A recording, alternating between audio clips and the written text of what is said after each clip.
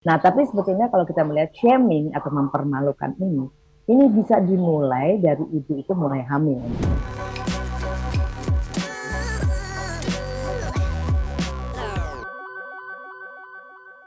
Berbicara tentang mom shaming ini yang paling sering, ini kan ada beberapa shaming seperti itu kepada ibu lainnya yang ada di masyarakat. Yang paling sering didengar ini apa sih, Bu, sebenarnya kalau misalnya saya dengar-dengar dari cerita-cerita teman yang memang sudah menikah di usia muda seperti itu, teman-temannya saya yang sudah menikah di usia muda biasa dikritik tentang cara mendidik atau disiplin anak, Bu Astrid. Wah, Bu Astrid suaranya belum ada nih, Bu Astrid. Sorry Mbak Nah, Cesa. oke. Tadi saya matikan Mhm. karena batuk, Mbak. Oh. Oke, nggak enak nanti kan gini.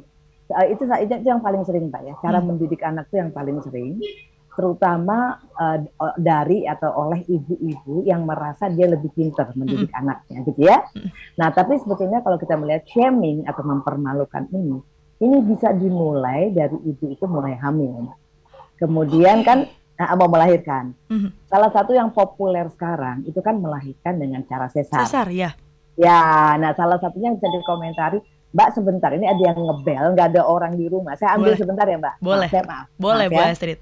Nah, ini sambil kita menunggu Bu Astrid juga ya, sahabat Sonora, silakan untuk Anda yang mungkin juga pernah menerima mom shaming seperti itu ketika Anda mau melahirkan atau mungkin Anda sudah punya anak masih baby, Anda Para boleh pendengar. sharing-sharing juga. Silakan Bu Astrid. Nah, iya, jadi dari mulai kan sekarang ini orang lebih seneng operasi sesar kan, Mm-mm. jadi ada ya, karena mungkin lebih gampang, lebih praktis atau nggak tahu lah pertimbangan masing-masing. Dan itu kan hanya opsi. Artinya kita boleh melahirkan biasa, boleh melahirkan sesar. Tapi kemudian dibilang begini, kalau melahirkan sesar itu nggak ngerasain melahirkan, Belum itu bukan jadi jadi ibu seutuhnya iya katanya. belum jadi ibu seutuhnya katanya Mhm. gitu kan, sok tahu gitu kan ya. Jadi dan Bener. cara ngomongnya itu bikin kita yang memilih operasi sesar kayak bersalah gitu Mm-mm. Mbak, gitu ya. Jadi itu dari mulai situ udah kelihatan. Terus nanti kalau misalnya anaknya lahir misalnya gitu kan ya, lo kok kurus, lo kok hitam, dulu ibunya makan apa, gimana Iya, hamilnya. iya. Nah ya, jadi dari awal tuh udah bisa Mbak, dari mulai kita melahirkan. Kemudian tadi ya mendidik anak itu, Mm-mm. terus membandingkan anakku dan anakmu, aku lebih bisa kan gitu ya Iya, Mbak. iya.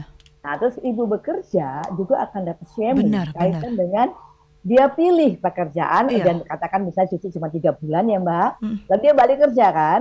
Ini gimana sih? Milih jadi ibu, nggak tanggung jawab. Nah, gitu kan ya.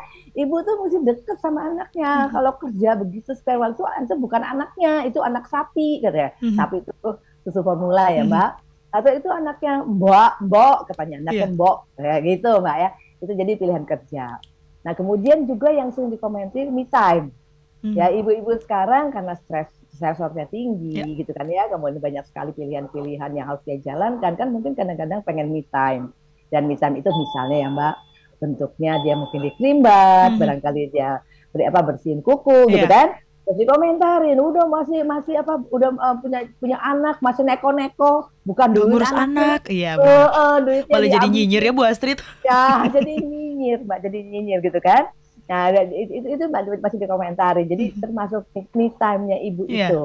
Kan belum lagi, kok bisa ya ibunya jadi gendut, anaknya kurus sekali Fisik sekarang. benar, iya, iya. Nah, gitu. Jadi kita bisa lihat banyak Mbak kemungkinannya gitu kan ya. Dalam proses dari mulai melahirkan sampai kemudian membesarkan anak, Mhm. sampai pilihan-pilihan pribadi dia sebagai seorang ibu. Ibu. Terutama paling banyak komentar adalah ibu-ibu bekerja.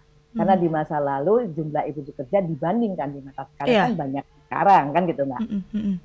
Ini Tuh. bahkan biasanya juga dari masa kehamilan udah ini juga niatnya sih mau ngasih tahu, Bu Astrid ya.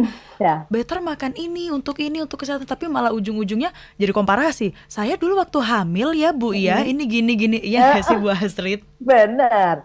Itu kalau ibunya makan gitu terus nanti anaknya ada gitu kan Iya. ya.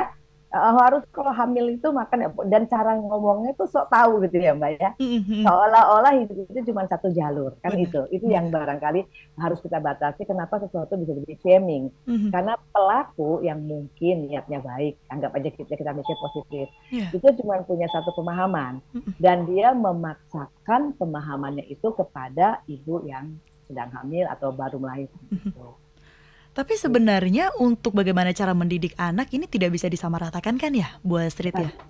Nggak bisa Mbak. Ada nilai keluarga di situ.